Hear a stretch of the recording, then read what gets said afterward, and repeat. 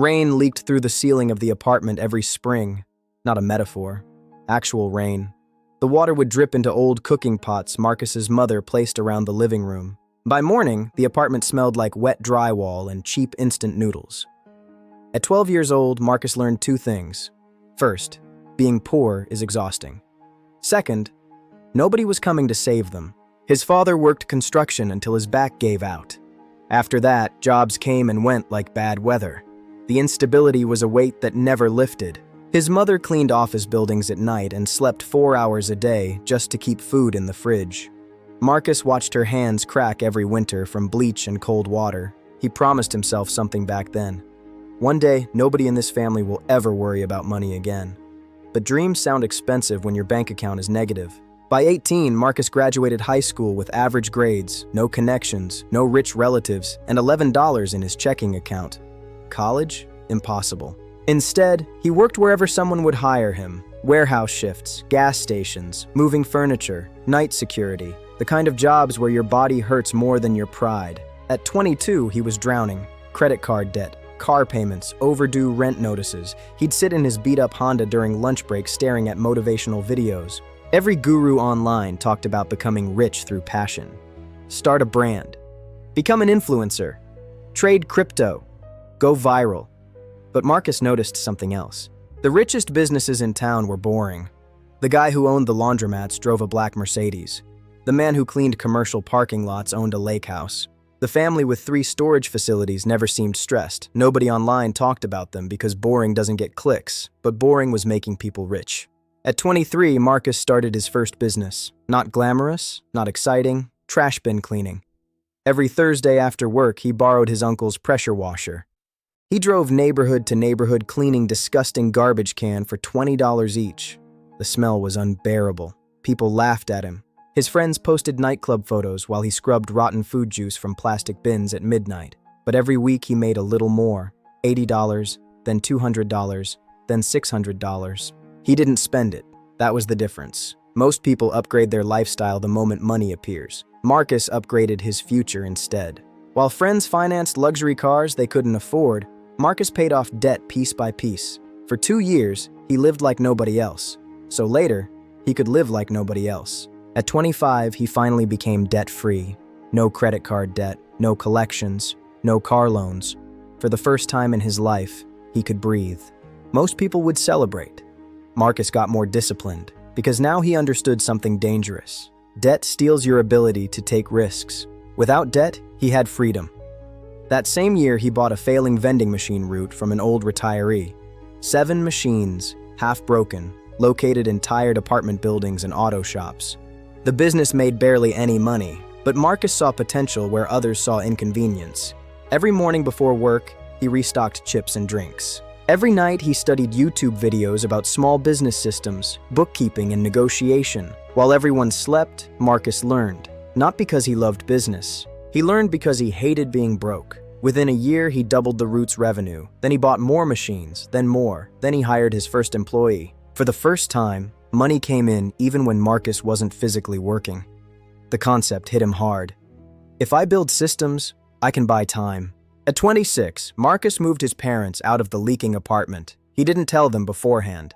He handed his mother new apartment keys inside a small envelope. At first, she thought he was joking. Then she cried so hard she couldn't speak. His father sat silently at the table, staring down at the keys for nearly a minute. His father turned away because he didn't want anyone seeing him cry. He asked, "You did this?" Marcus just nodded. That night mattered more than any money.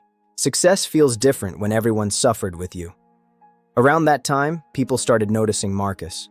Friends who once mocked him wanted business advice. People assumed he got lucky. They never saw the years nobody clapped, the lonely Saturdays, the skipped vacations, the anxiety, the exhaustion, the self-doubt. Nobody sees the movie before the highlight reel. At 27, Marcus expanded again, this time into commercial cleaning contracts, office buildings, clinics, warehouses. Another boring business. But boring businesses have something beautiful: consistency. People always need cleaning. People always throw away trash. People always need snacks. Marcus stopped chasing exciting opportunities and started chasing predictable cash flow. That decision quietly made him wealthy. But money alone didn't change him. Pain did.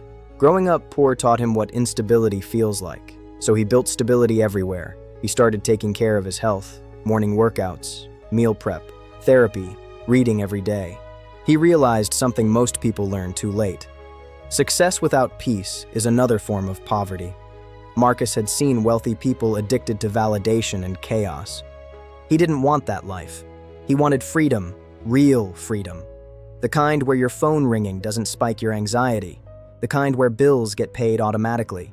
The kind where your mother sleeps peacefully. The kind where you can help someone immediately instead of saying, "I wish I could." So he kept growing. Financially, mentally, physically.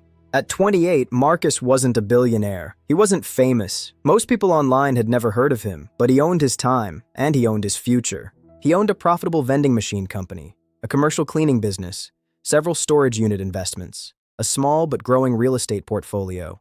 He took his parents on their first vacation outside the country. He paid for his younger sister's nursing degree in full. He built an emergency fund for the whole family. Every month, he anonymously paid utility bills for struggling families in his old neighborhood because he never forgot where he came from. He never forgot the leaks. One evening, Marcus drove past the apartment building where he grew up. The same cracked sidewalks, same flickering hallway lights, same rusted balconies. He sat in the car quietly for a moment. Not ashamed, grateful, because poverty gave him vision. It taught him discipline before success ever arrived. Most people think becoming rich changes you, but often money reveals who you already were. Marcus was never lazy, never incapable, never unlucky. He was simply buried under survival. And once he escaped survival mode, he became dangerous. Not because he was the smartest man in the world, but because he became consistent. That's the part nobody wants to hear. The secret wasn't crypto, or motivation, or overnight success. The secret was doing boring things repeatedly for years without needing applause.